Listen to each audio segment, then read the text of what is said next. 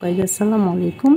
এখন আমরা আছি সিলেটের তামাবিল ডাউকি বর্ডারিটা। আমরা আজকে মেঘালয় যাচ্ছি। তো ডাউকি বর্ডার ক্রস করে আমরা ইমিগ্রেশন শেষ করলাম। ইমিগ্রেশনের পরে আমরা প্রথমেই যে মেঘালয় স্পট দেখতে পেয়েছি সেটা হচ্ছে উমক্রেম ফলস। মেঘালয় তামাবিল ডাউকির মধ্যে একদমই কাছাকাছি অবস্থিত হয়।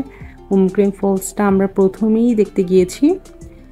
এখন তো উইন্টার, এই জন্য আসলে একদমই ড্রাই হয়ে আছে।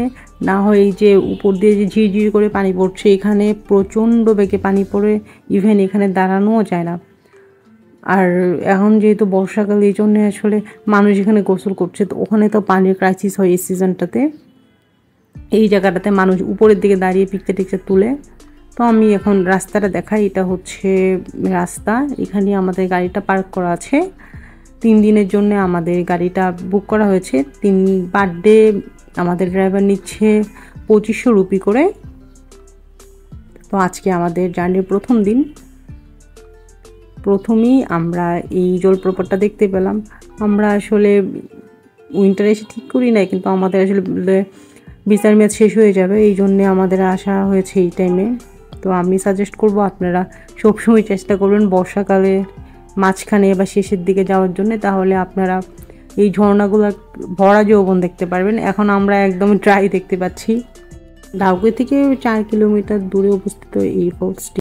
নিরসুলা সাব ডিস্ট্রিক্টের উমক্রেম ভিলেজে এই ঝর্ণাটিকে দেখতে পাওয়া যায়। আর এটি একদম মেইন রোডের কাছাকাছি। এই যে দেখতে পাচ্ছেন, এখানে অনেকেই গাড়ি পার্ক করে রেখেছে। আমাদের গাড়িটাও ওইখানে পার্ক করা আছে। অনেকগুলো ঝর্ণা আছে যেগুলো দেখতে গেলে আপনাকে অনেকটা পায়ে হেঁটে নিচে যেতে হবে। আর এটা হচ্ছে আপনারা একদমই মেইন রোড থেকে দেখতে পারবেন। এই জন্যে যারা একটু কম হাঁটাহাঁটি করে ঝর্ণা দেখতে চান তারা এটাতে যেতে পারেন। এটা একদমই মিস করা উচিত না। তবে এখন তো শুকনো সিজন, এই জন্য আসলে সুন্দর লাগছে না। এখানে আপনারা দেখতে পারবেন যে মানুষ এখানে গোসল করছে, কাপড় চোপড় ওয়াশ করছে।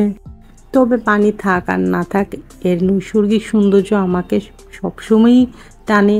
কারণ এরকম উপরের দিকের যে ভিউটা চমৎকার সুন্দর, চারপাশে পাহাড়, আকাশ আর পানির যে কালার অনেক সুন্দর, একদমই একটা গ্রিন ভাব। এখন মানুষ কাপড় চোপড় ওয়াশ করছে, এই জন্য পানিটা একটু নোংরা লাগছে, কিন্তু এটার পানিটা অনেক স্বচ্ছ, অনেক সুন্দর পানিটা। আর উপরের ভিউটা দেখতে পাচ্ছেন, অনেক সুন্দর। এখানে এখনো যথেষ্ট টুরিস্ট আছে। এখানে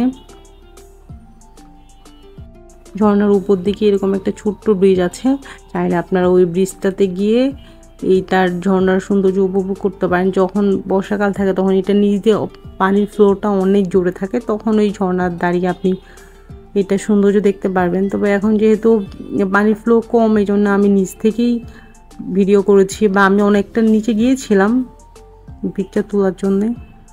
তো আজকের ভিডিও এই পর্যন্ত। আল্লাহ হাফেজ।